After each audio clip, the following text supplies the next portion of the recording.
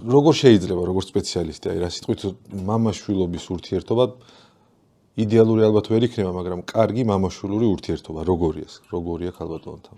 ესე ვიტყოდი მე, რომ მამის და დედის როლი ეს ჩემი აზრი არ არის, ბუნებრივია ძალიან განსხვავდება. ჯერ ერთი არ არსებობს იდეალური მშობელი და ჩვენ არ უნდა გქონდეს პრეტენზია, რომ ვიყოთ იდეალურები. ეს მარტო დაგვაზიანებს ჩვენც და ჩვენ შვილებსაც. თავის დროზე ვინიკოტმა დედებს უთხრა, რომ საკმარისია იყოს საკმარისად კარგი მშობლები.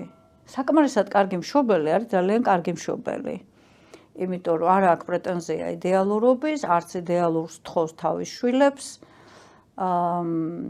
და მეუღლეები იდეალურ მდგომარეობას არ თხოვენ ერთმანეთს და რეალისტურად უყურებენ იმას, რა რეალობაშიც ესენი ცხოვრობენ. რაც სხვათა შორის არის ძალიან დიდი პრობლემა, რეალიზმი, რეალისტური ხედვა შენი ახლობლებისაც, გარშემო კონტექსტისაც და ეს რაც უფრო დრო გადის, უფრო პრობლემა ხდება სხვათა შორის მედია საშუალებების გამო და ინტერნეტის გამო და აი ამ ესეთი ვირტუალური სივრცის გამო.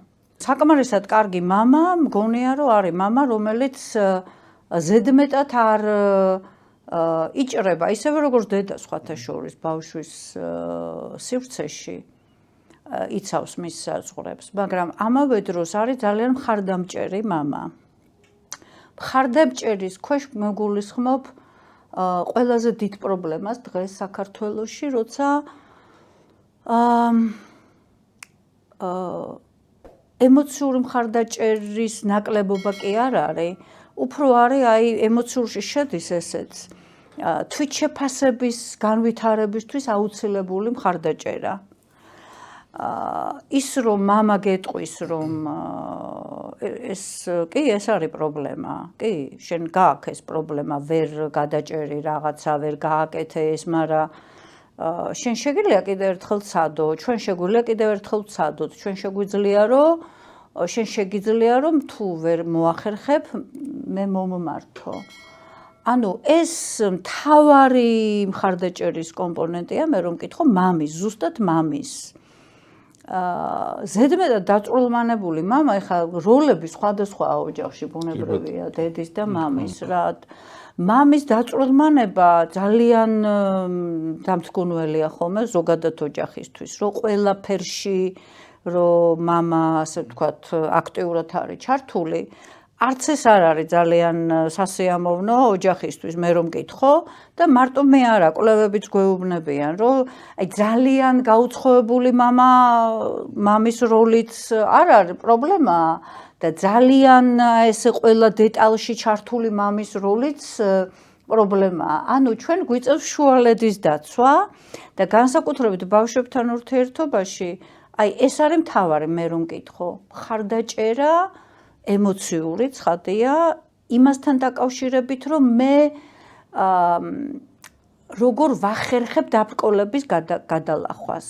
მე მეშინია თუ არა ამ დაბრკოლების და მე მეშინია თუ არა ცვლილების, სიახლის, იმის რომ შემეშლება, იმის რომ წარუმატებელი ვიქნები.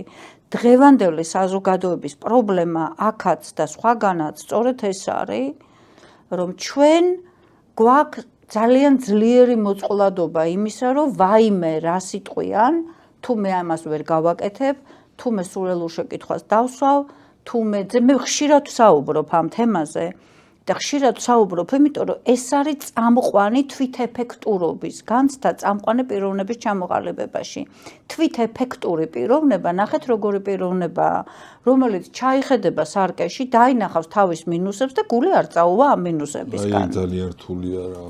და ეცდება, რომ ეს მინუსები თუ არ მოსპოს, ვერ მოვსპოვთ ჩვენ მინუსებს, ეს ჩვენ არ უნდა გქონდეს იმის ილუზია, რომ ჩვენ გადავაკეთებთ ან ჩვენ თავს, ან ჩვენ შვილებს, ეგ არის გამორიცხული, მაგრამ ჩვენ შეგვიძლია პლუსები მინუსად ვაქციოთ, ჩვენ შეგვიძლია მინუსები შევარბილოთ და ასე შემდეგ. ანუ ბევრი ვილაპარაკე და ეხლა შევაჯამებ. საკმარისად კარგი მამა მგონია ისეთი მამა, რომელსაც შეუძლია კონკრეტულ სიტუაციაში ემოციურად მხარი დაუჭიროს თავის შვილს როდესაც ბავშვს აკლია საკუთარ თავში თვითდაჯერება, დაურწმუნებელია, ეშინია დარკვოლების, ეშინია წარუმატებლობის, აი აქ როდესაც მამა